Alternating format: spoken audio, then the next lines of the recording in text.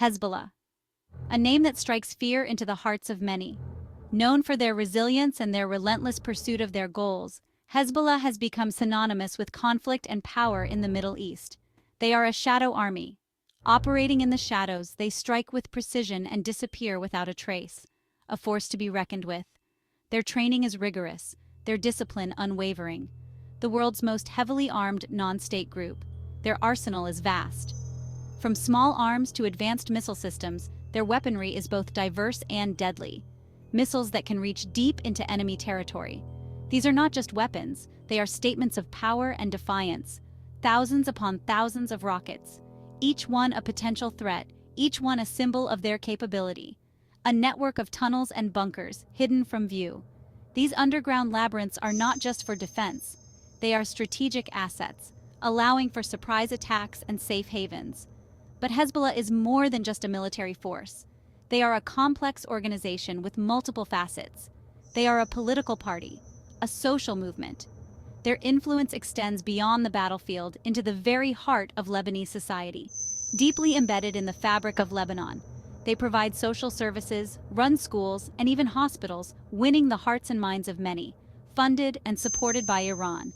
This alliance has bolstered their strength, providing them with resources and training. Hezbollah has been a thorn in the side of Israel for decades. Their confrontations are frequent and fierce. Their conflict is a long and bloody one. Each side has suffered, and the scars of war are evident in the region. With no end in sight, the cycle of violence continues, with each clash bringing new casualties and destruction. The recent escalation in violence is a dangerous development. It threatens to destabilize the entire region. It has the potential to spiral out of control. The consequences of such an escalation could be catastrophic, to engulf the entire region in flames. The ripple effects could be felt far beyond the immediate conflict zones. The stakes are incredibly high. Diplomatic efforts are ongoing, but the situation remains precarious. The world watches with bated breath, hoping for a miracle, praying for peace.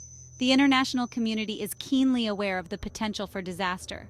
Hezbollah's reach extends far beyond the Middle East. Their influence and operations are global. They have been linked to terrorist attacks around the world. Their network is vast and their methods sophisticated. Their tentacles reach into Europe, Africa, and South America.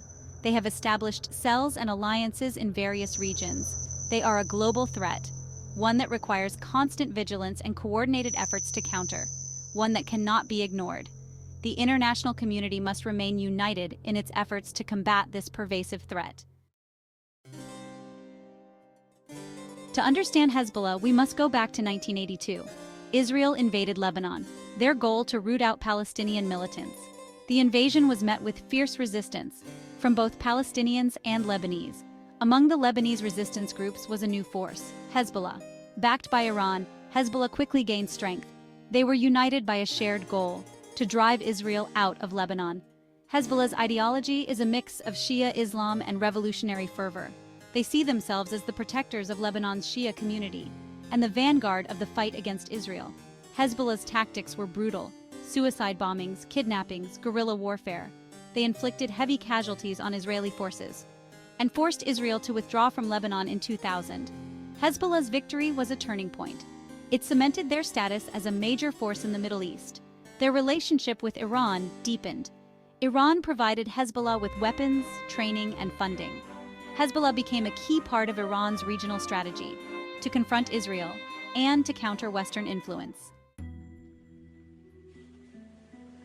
The border between Lebanon and Israel is a tense place, a place where history and politics intertwine, creating a landscape fraught with danger and uncertainty, a place where a single spark can ignite a war. The tension here is palpable, a constant reminder of the fragile peace that hangs by a thread.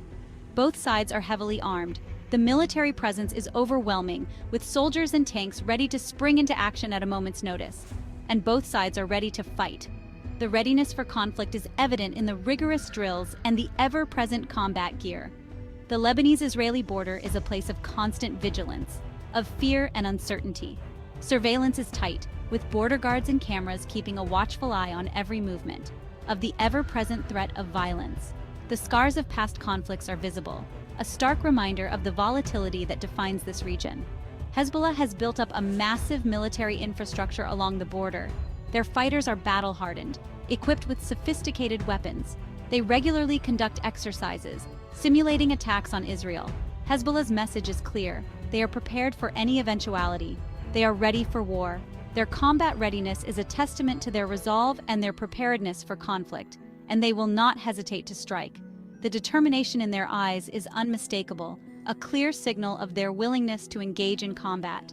Israel, for its part, is determined to prevent Hezbollah from acquiring more powerful weapons.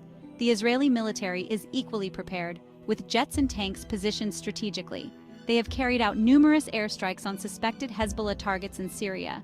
These preemptive strikes are aimed at curbing Hezbollah's growing military capabilities, and they have warned Hezbollah against any attacks from Lebanese territory.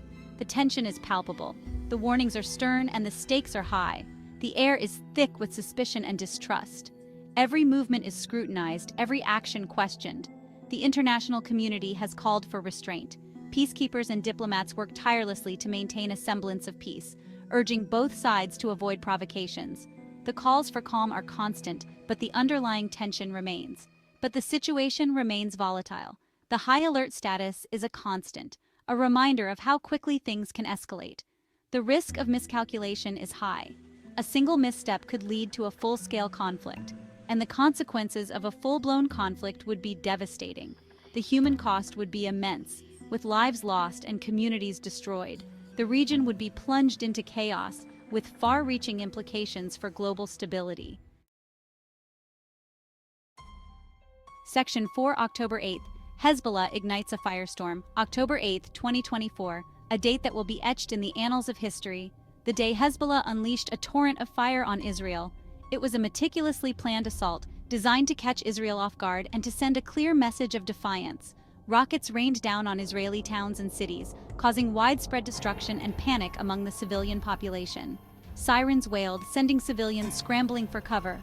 Families huddled in bomb shelters, praying for the safety of their loved ones. A day of terror and chaos. Emergency responders worked tirelessly, risking their lives to save others amidst the relentless barrage. The attack was swift and devastating. Within minutes, the landscape of several Israeli cities had changed dramatically. Hezbollah fired thousands of rockets into Israel, targeting strategic infrastructure, military bases, and civilian population centers. The precision and scale of the attack were unprecedented. The Israeli death toll mounted quickly. Casualties were evacuated to hospitals that were already stretched to their limits. Hospitals overflowed with the wounded. Medical staff worked around the clock, their faces etched with exhaustion and determination. The country was in shock. Hezbollah's message was clear. They were no longer willing to tolerate the ongoing conflict without taking action. They were no longer content to sit on the sidelines as Israel pounded Gaza. The escalation was a direct response to the suffering in Gaza. They were entering the fray with a vengeance. Hezbollah's fighters were prepared for a prolonged and intense military confrontation. Hezbollah was determined to inflict maximum pain on Israel, to force them to end the war in Gaza, and to pay a heavy price for their actions. The scale of the destruction was immense, with entire neighborhoods reduced to rubble. The world watched in horror as the situation spiraled out of control. News outlets around the globe broadcasted the unfolding tragedy, capturing the fear and uncertainty that gripped the region.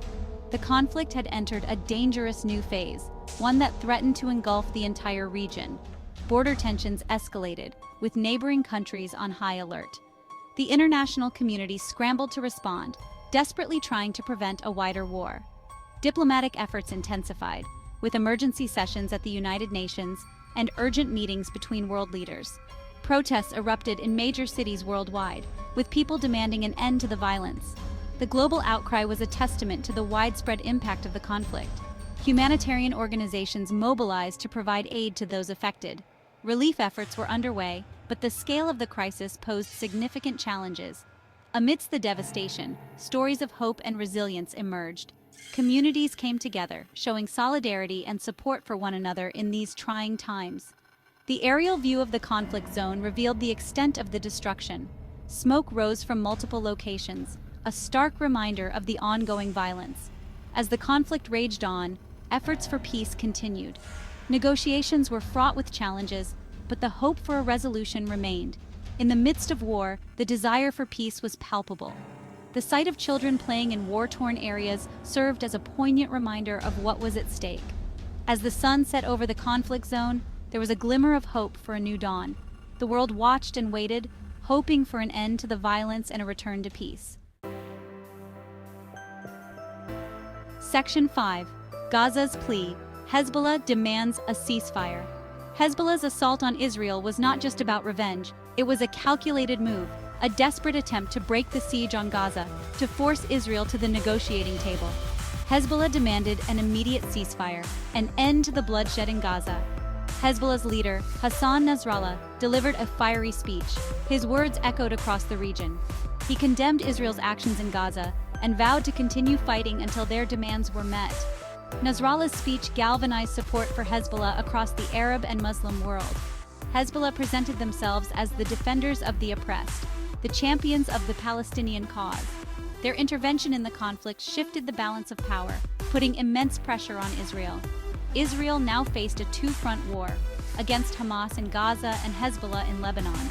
The international community intensified its efforts to broker a ceasefire, but the situation remained deadlocked.